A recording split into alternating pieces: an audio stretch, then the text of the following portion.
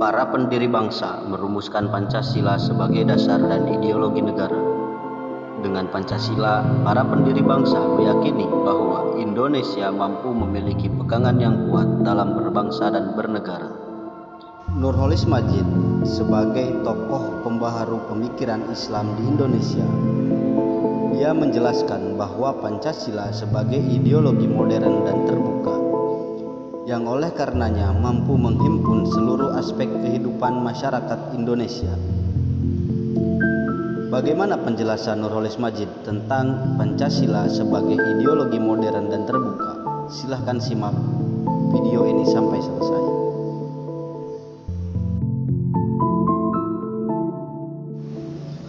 Pancasila adalah sebuah ideologi modern.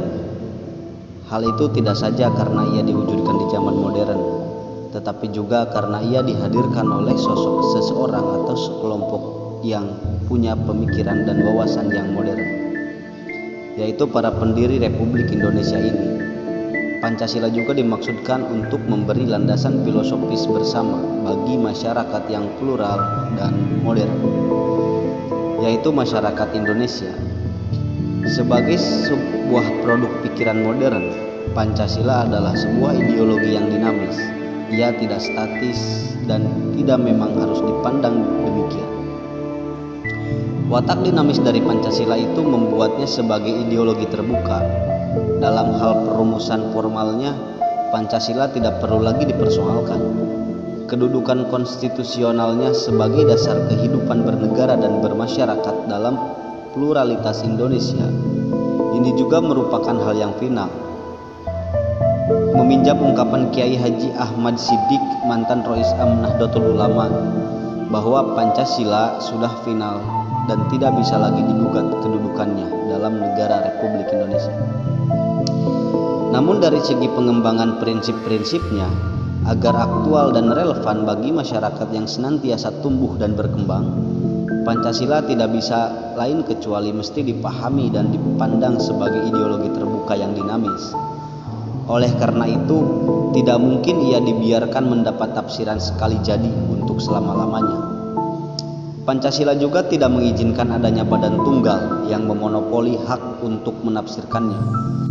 Otoritarianisme dalam sejarah selalu dimulai oleh seseorang atau sekelompok orang yang mengaku sebagai pemegang kewenangan tunggal di suatu bidang yang menguasai kehidupan orang banyak, khususnya ideologi dan politik. Kemestian logis akibat deretan argumen itu ialah bahwa masyarakat dengan keanekaragamannya harus diberi kebebasan mengambil bagian aktif dalam usaha-usaha untuk menjabarkan nilai-nilai ideologi nasional itu.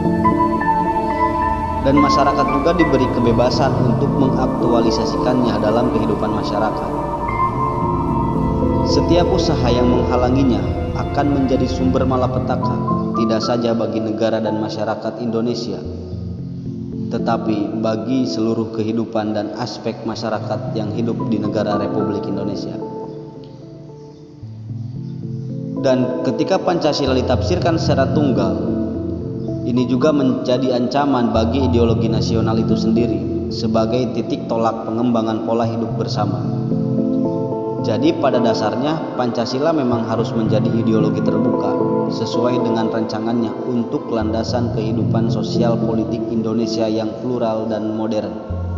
Suatu fase pemantapan nasional yang amat penting dan telah terjadi di negeri kita ini berkenaan dengan kefinalan Pancasila, yaitu diterimanya ideologi ini sebagai asas bagi kehidupan bermasyarakat dan bernegara dalam konteks pluralisme dan keterbukaan. Pancasila sebagai sebuah ideologi terbuka memiliki arti bahwa ia tidak memberikan penafsiran secara detail dan nyata sekali untuk selamanya, tanpa bisa diubah-ubah. Jadi Pancasila tidak mengizinkan adanya indoktrinasi yang contoh kegagalannya telah diberikan oleh negeri-negeri komunis maupun pemerintahan Orde Lama dan Orde Baru. Demikianlah penjelasan Pancasila sebagai ideologi modern dan terbuka menurut Nurholis Madjid yang saya kutip dari buku Ensiklopedia Pemikiran Nurholis Madjid bagian ketiga.